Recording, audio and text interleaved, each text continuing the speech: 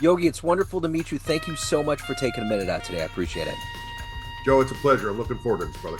Yes, sir. So before we get into your world of coaching, speaking, and writing, I want to know this. 5 years ago, this pandemic changed all of us. Florida had a different response from Kansas City, but it changed our lives. How did you get through that era, and how has it affected the way that you live today? That's a great question. That March of 2020, when we literally thought we were all going to die, Yeah. right? I mean, you can't walk out of that without residual scarring in some facet or other. And then it changed every one of our lives.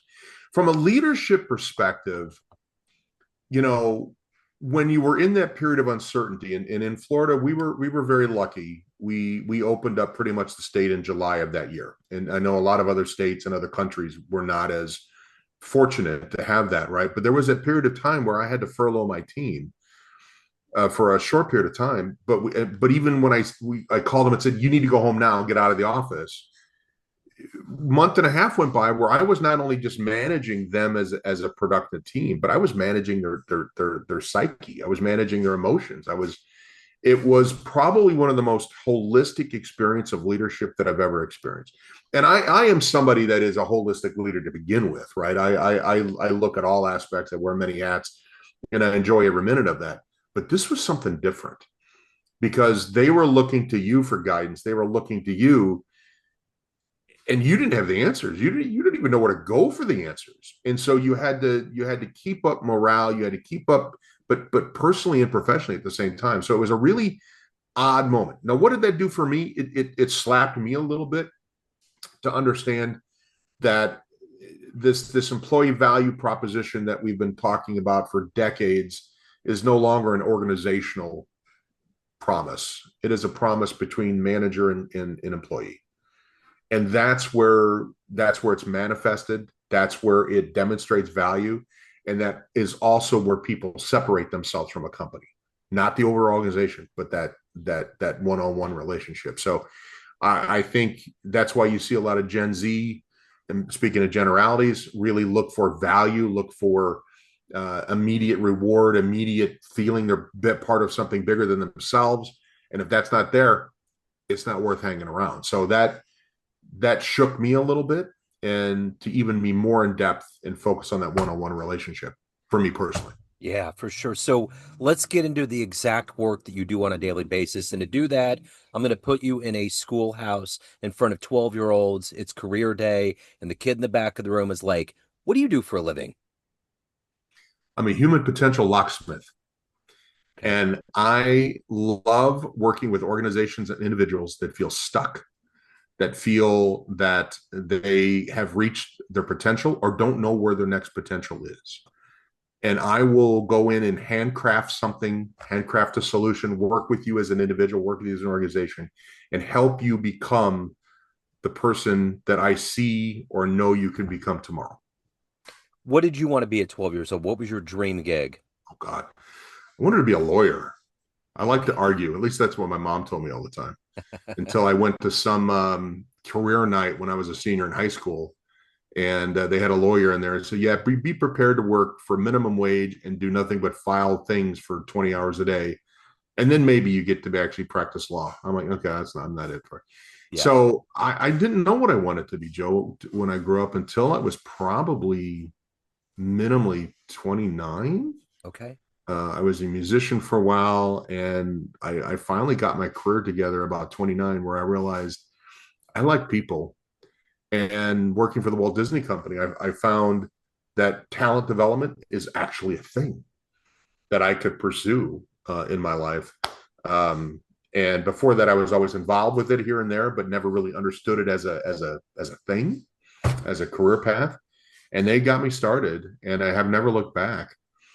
And I would say I adopted my mantra about 30 years ago, 25 years ago, 20 years, 25 years ago, which is happiness is planting a seed of a tree whose shade you will never enjoy. I think that was by Nelson Henderson. Yeah. And that is my guiding why, my focal point, my passion. And all of the things I do, all the things I'm passionate about, all spring from that. So take me back to where you were born and raised. What were these foundational elements that finally clicked for you to find this career path, to find leadership, to unlock potential into other people? How did this evolve? What were the initial seeds? Great question. And completely authentic and transparent. I used to be a professional comedian, and when I got to Disney, they asked me to stand up in front of a captive audience and entertain them, teaching them something, but entertaining them at the same time. I'm like, my God, this is great. I'd always been that. My mother said my first words were "ladies and gentlemen." So I that had kind of shaped my, oh, this is interesting. What is this? And then when you get in there and you see these growth arcs, you see these investments that are made and how they paid off, and then you think back of all the people that invested in you, and you want to give back. And so I was excited. First and foremost, my first love was I get to entertain. Then it was edutain, and then it turned into changing lives. So that was the evolution of that. So you said you were in music too. You were a musician. I am. Okay, what do you play? Well, nothing. But my tagline is I'm a mediocre musician. Guitar, a lot of stringed instruments. Played jazz band as a trumpet for decades, and I think I still have it. It's rusting in a closet somewhere. But it's again one of those avenues that I well, all right. So thanks for digging into the hole that is my brain here, Joe. But Yeah. one of the things that I, as a musician, as a stage performer, and I've directed plays, I've been in musicals, I've done that whole thing too, is it's all about giving back. When you are a musician and you're on stage or you're in a show, my purpose for doing that is to give joy and experience to others in the audience. I am selfless when it comes to performing because I want somebody to walk out of that venue better than they walked in, Yeah. happier, more joyous. And there is a connection to what I have adopted as my life's mission and work is being a steward of people's experience, being a steward of their development, and helping them leave better, more inspired, more fired up, more skilled, whatever you want to look at it, after they leave a connection with me. And yeah, so thank you for helping me make that connection. Yeah, yeah, I you bet. appreciate it. Yeah, you bet. So there's all these connections that you have with the stage, Mhm. you doing it and you loving it. But what was the first thing that you saw on stage? First concert, first production, first comedian that blew you away and made you think, man, that makes sense to me. I'm dating myself now, you know that. But in Okay, no, it's '77, okay. my first concert was John Denver. Wow. And he was in a rotating stage in the center. And I was 7 years old, right? Uh-huh. Went and saw him, big fan. And he played for 3 hours. Now, who plays for 3 hours these days, right? Yeah. And about halfway through the set, the 3 hours, he sent his entire band and backup singers on break. And he did 45 minutes alone and then brought his band back. Wow.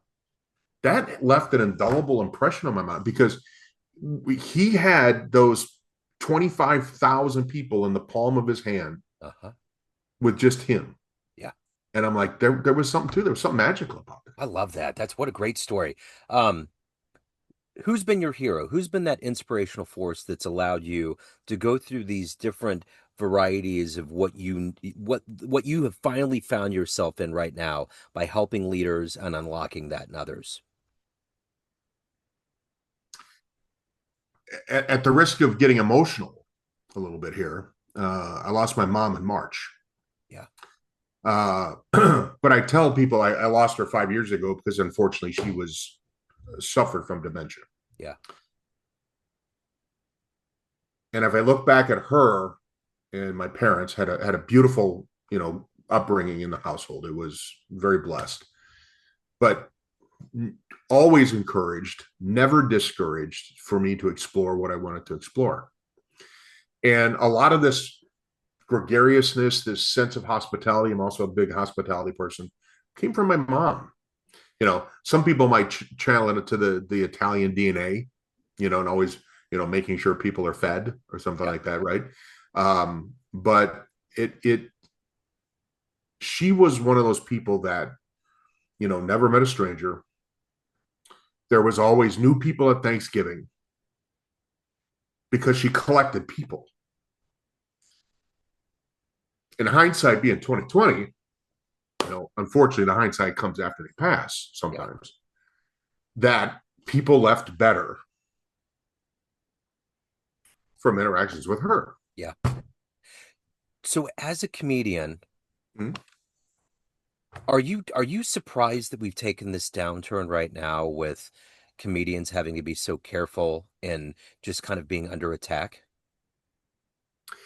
I look back at some of my old films, as they say, and some of it's cringy, others isn't. Right? I am a strict constitutionalist, Joe. I firmly believe in no government in restricting your right to speech.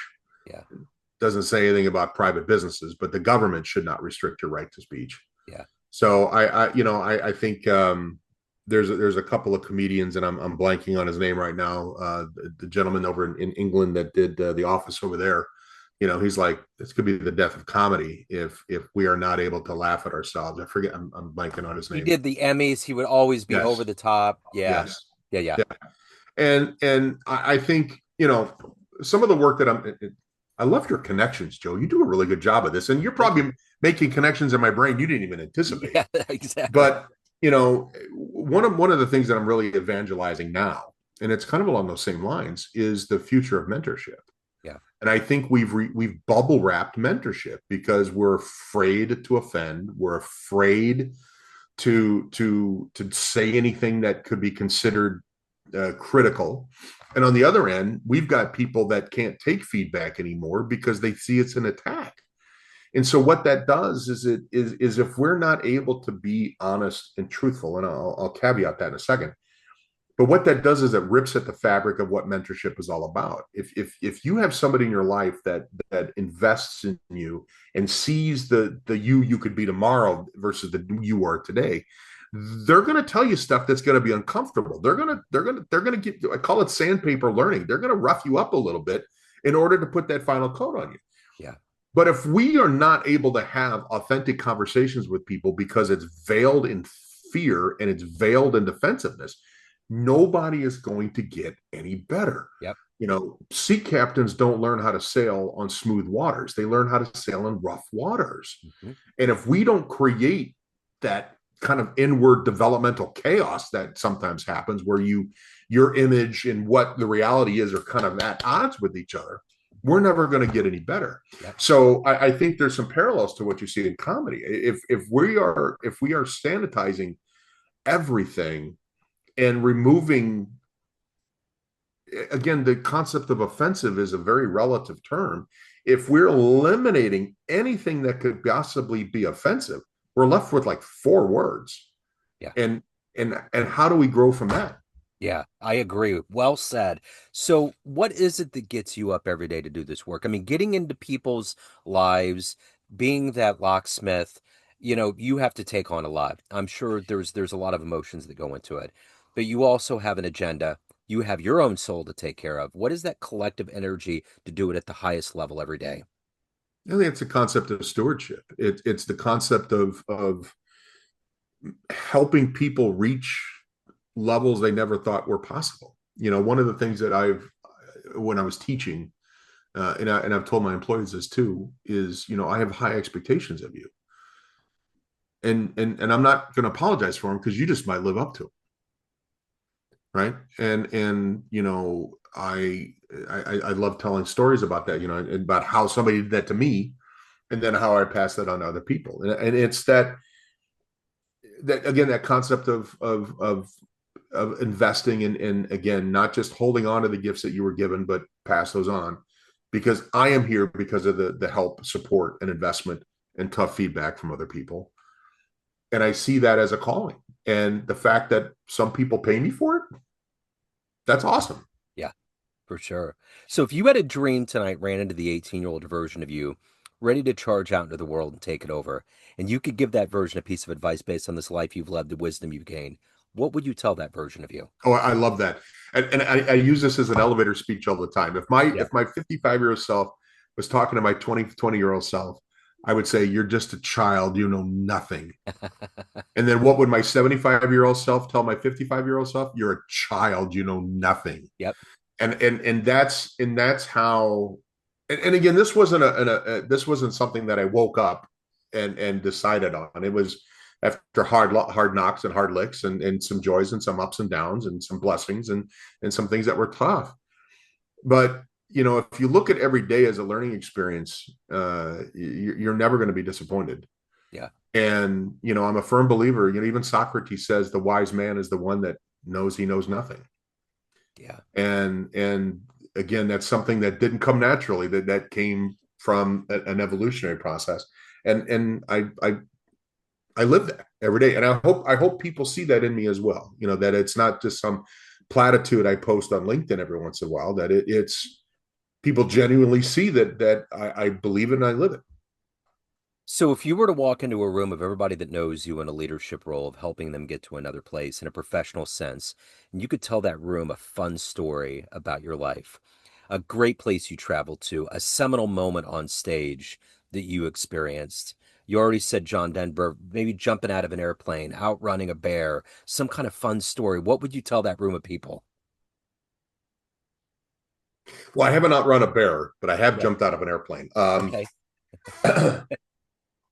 um, wow. So I am an open book. I have shared a lot of those in my book. Let me Yeah. see if I have one that is nuanced. I want to share something that Joe, that I did write in a book, Okay. and it's a moving story because I think it's a call to action for everybody. I was teaching at Full Sail University here in Orlando, Florida. I don't know if you've heard of it. It's a big movie, TV, technology university, Yeah. and I had a student in my class that was brilliant, but he didn't show up brilliant. He showed up late to class, not turning in assignments. Um, but you saw that his potential far outweighed what his performance was in class. Yeah. And one time I just kind of got fed up with it because he was slacking off. And I sent the class on break and I pulled him up to the desk and I said, "What the hell are you doing?" I said, "You are so smart. You are insanely creative. You're brilliant." And I'm just telling him all these great things. I said, "But what the hell are you doing? You're just not showing up. You're lazy. You turn in sloppy work. It's just not like you. You can do so much more." And this kid, probably 25 years old, started crying. Wow. And he says, "Because nobody told me I was worth anything." Wow. He said his parents told him he was worthless. His high school counselor told him he was worthless. And that construct, whether intended or not, was what this man was living in. Yeah. So you talk about that seminal moment, right? That great story that if I was telling people in this room that I have had interactions with, that I had a room full of mentors or mentees or people that I've interacted with from a developmental standpoint, I said, I did this because I want you to know that I saw something more in you than maybe you've seen in yourself. You were either unable or unwilling to see. Yeah. And sometimes you need that great slapping and that kick in that butt to get there. Absolutely. Because my joy is to see you be where you should be and can be. For sure. So, of everything that you've done at this point in your life and evolved to, what are you the proudest of? Two amazing daughters, uh, incredibly bold, fearless, courageous, talented. Because parenting is hard. Yeah, there might be books out there, but don't read them because they don't make any sense and they're not geared to your particular individual situation. So you fly blind. One's 26, the other one's going to be 22, and incredibly proud of that.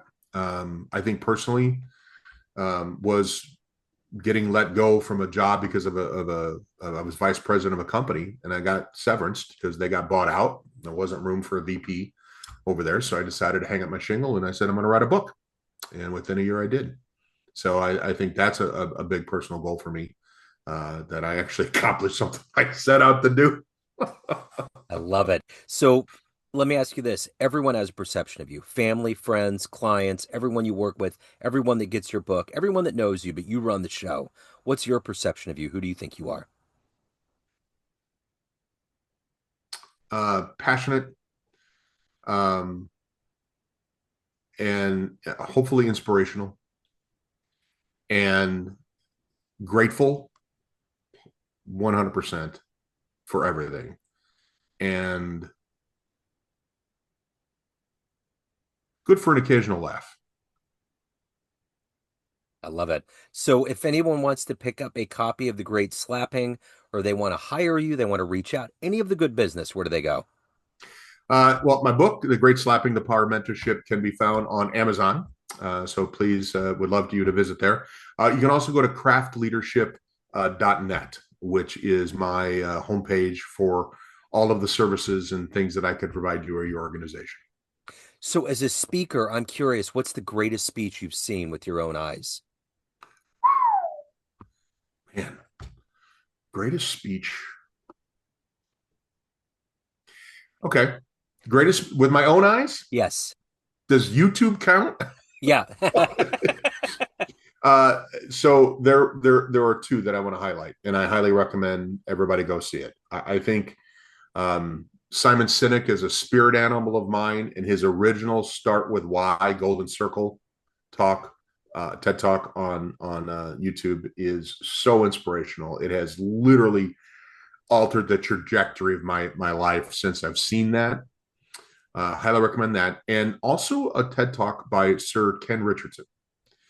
And in fact, I think he's still the number one TED Talk out there. I did get to see him live before he passed, actually, Wow. and his concept of creativity, and I love it because you walk out of there, if you didn't think you were creative walking into that, you definitely think you were a creative individual walking out of that. And to have that transformation within that 40 minutes or whatever the talk was, spectacular. That's amazing. That's so cool. Well, hey, this has been absolutely wonderful. Thank you so much for taking a minute out. I will have all the links in the show notes. It's been an absolute joy. Thank you so much. Joe, I appreciate the questions, man. Yeah, Excellent. Great experience. I appreciate it a lot. absolutely.